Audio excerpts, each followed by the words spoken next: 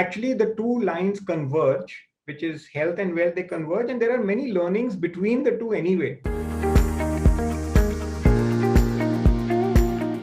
This point actually is purely speaking again from personal experience.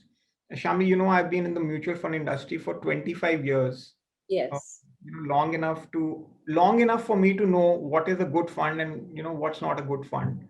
But you'll be surprised that from day one till date, and for the next as many long years I live, I will always have a financial advisor for my investments. So do Because I.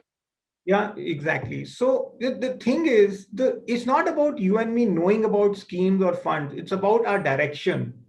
The role of an advisor is to keep to understand our direction and to keep us on the path when things are good or when things are bad. Yes. Like this slide says, that role is of a sarthi. That role is of it's actually mentor, coach, family. They finally become like family members to us. And look Absolutely. at the role a coach plays in the life of an athlete. He that coach is an advisor, always looking out for the athlete. Techniques, plans, diets, goals, performance, mental fitness, physical fitness. कितने बजे सो रहा है, कितने बजे उठ रहा है. The athlete is lost without the coach. I mean, exactly the same thing, that in the world of building wealth, if you don't have a good advisor on your side, your journey is not, I think it'll be an unfulfilled journey.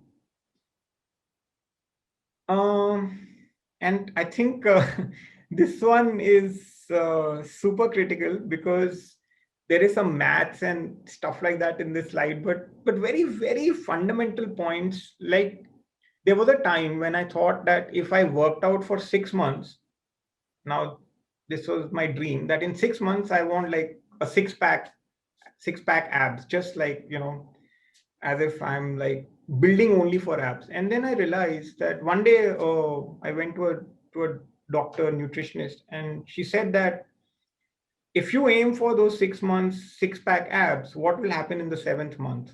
What do you want to do in the 12th month? And then she made me realize that everything is not about, the first 6 months only. And this is exactly the point I want to make in this slide, that let's just aim for incremental gains, but daily. Because in exponential improvements, we can harm ourselves physically.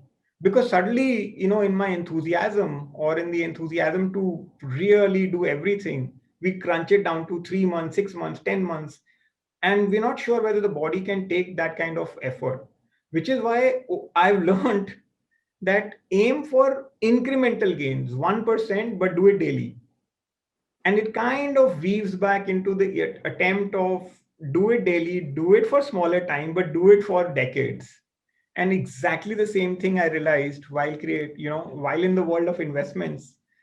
Our biggest learning is that 10% compounded over 10 years is way better than having 100% in year one and then zero returns for the next 9 years. I mean, everyone has understood that. I mean, the world of compounding. So, in both aspects of health and wealth, what I learned was that I think the incremental gains are way, way, way more critical than the exponential gains. The exponential gains give you a sense of mirage. They tend to, they're there, it's fleeting. It's not there forever. And like I said in the beginning, that, our journey is for decades. It's a lifetime journey. So how can everything be, everything cannot be crunched down into a year or two. So let's aim for the 1% incremental gain. Let's aim for the 10% compounding, but over decades. And the results are spectacular.